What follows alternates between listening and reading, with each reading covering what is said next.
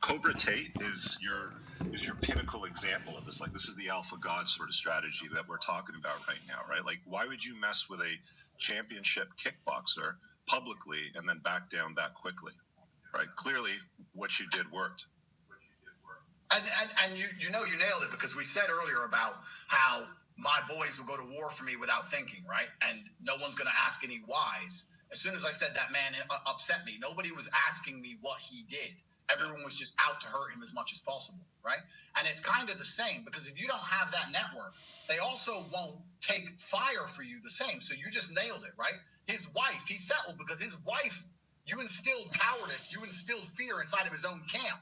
Because now his wife is in his ear. Oh, I don't need this. Just settle, blah, blah, blah. That's another problem. If you don't have a serious circle of brothers, if they attack your brothers or the people who are close to you, they're going to turn on you very, very quickly.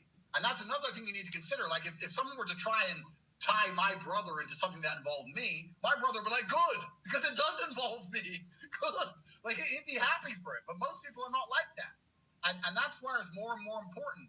We talk about a lot of things in this kind of space and this side of Twitter, but they all kind of tie back to the same thing. And they all tie back to masculine networks and masculine support systems in which you have men of honor and to a degree. Real men of honor is what we're talking about. Yeah, absolutely. Because men used to be bound by something, Richard. They were either bound under a flag. Look at lemmings, right? They all look in different directions for the herd. Most people are lemmings. Most people are not lions. I'm a lion, let's say. I still have a pride, right? But lemmings need people more than anything. If you're a normal person, the number one thing you need is brotherhood. Because you're a fucking lemming. You don't stand a chance. You need a bunch of people looking in different directions and trying to check which crypto coins coming, which vaccine they're gonna make me take. You need, because you're a little dumbass. You haven't got any weapons. You're a total nobody. Yeah. So if you think you're gonna get through this world by yourself, you don't stand a chance, because even enough hyenas can kill a lion when it's on its own. This is the reality of the world. So you need to have brotherhood. Brotherhood is everything. It's always been everything. Brotherhood has been the basis of my life with my brother, my biological brother, and my best friends. I still live with my best friends to this day. I've had women try and psyop me out of it. Why do you live with your friends? Because they can fight, and I can trust them. Why do you want me to live with you? So I can buy you shit. Is that it? No, you want to sit and watch TV and me buy you gifts. Is that what you think that's appealing to me? And I can sit around dealing with you. No, that's not appealing to me on any level. They can fight, and I can trust them. In any scenario, you're always going to be more competitive with brotherhood on your side. You're never going to be competitive as a lone wolf. It doesn't matter how good you are. You'll just be outnumbered and destroyed.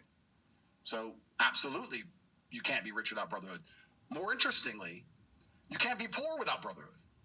How the fuck are you going to be a brokey without brotherhood? That's even worse. Yeah, okay. Well, there's strength in numbers, right? You can go to the poorest countries in the world. They have the most kids. Why? One of them might make some money. If they all beg, we'll have some money. Some of them will survive. Like, it's just strength in numbers, right? We can't have one kid in a village in Africa or in India. It's not how it works. There's massive strength in numbers. So you should be prioritizing your brotherhood. It's one of the quickest and easiest ways to get rich. So that's why they deliberately attack the idea of brotherhood constantly. Men shouldn't do that. You should live with your chick, and your chick's crying, I want a new car, I want a new car. And men just get dragged away from it. And this is a Western world phenomenon. It doesn't happen in other countries. I'll give you an example. I know a really good Islamic guy. I grew up in Luton, which is a Islamic town inside of the Islamic country of Great Britistan. And there was a Muslim guy I knew, and he worked in a chicken and chip shop, a fast food restaurant. He drove a Ferrari. So how do you drive a Ferrari working in a fast food restaurant? He said, well, I have 5 brothers, and we all pool our incomes. And we all live in one house. So, okay, well, are you married? He goes, yeah, all our wives live in the house, and they cook and they clean. They're all in the house cooking and cleaning, and us 5 guys are all out making money. We put our money together. We bought the house. We bought a second house. We bought this Ferrari. We bought that third house. And they all had very normal jobs. That's the Islamic mindset, right? Those guys were from Bangladesh. You find a Western guy. He grows up in his family home, and then he gets a girlfriend, and he wants to live with his girlfriend. So he disappears with his girlfriend. He's paying all the bills, paying rent, paying utilities, has to get a nice car to impress her, gets in debt for the car. And his brother does the same thing in another direction.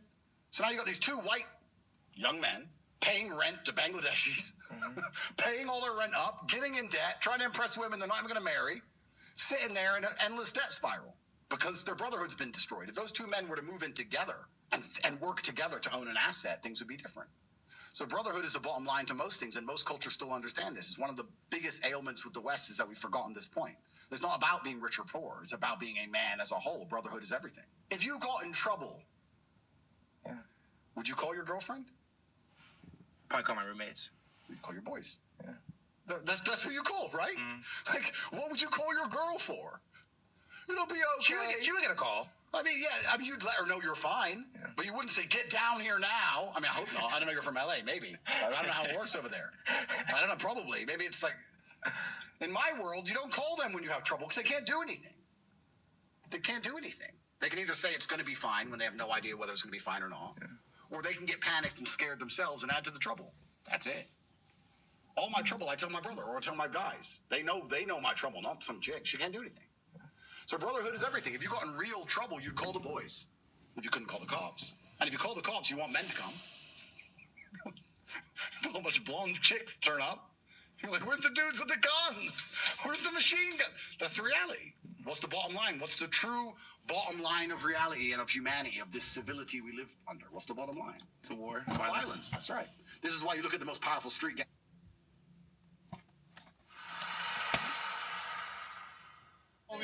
You're my brother building a business. You love to play both sides. Bro. What's the other side? Play both sides. What side am I playing? You play both sides. What's- In a YouTube channel together, and basically, like off camera, he was basically like, "No, like I never respected you when we were kids." Did you see that picture of 1 year fight against Nate Diaz and everybody's cheering and Logan's sitting there?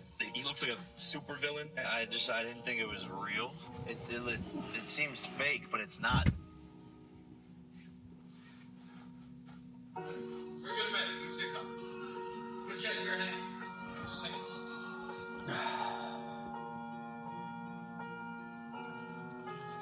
You think I'm gonna say no to that? We're doing all right, are we? Doing all right. We survived Jay, didn't we? All right, doing okay. We're home and rest. Cool.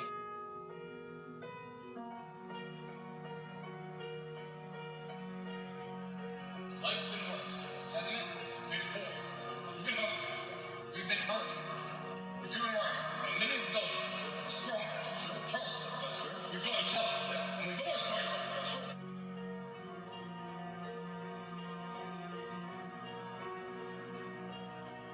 You've always got my back. I've always got back here. I've always got your back, right? There's nothing you can ever do that I don't have your back, right? We are each other's wingman. We are each other's right hand. And nothing in the world can ever stop us. Well, I'm by your side. No negatively affect me. If I have to sit in jail, I'll sit in jail. They're gonna shoot you, I'll stand in the way. We'll go down together. I'm telling you, I'm hungry all year. If you're hungry, you'll eat like me and you have done. It's fine. Doesn't matter what the dude does. Doesn't matter what the Matrix does. Doesn't matter how they attack us. It's fine. We got rice, we got food, we got girl. Right. Me and you, we're strong. Forever. There's only two power.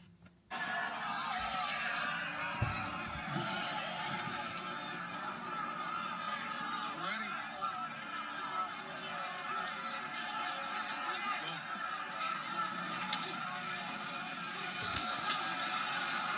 Ready? Let's go.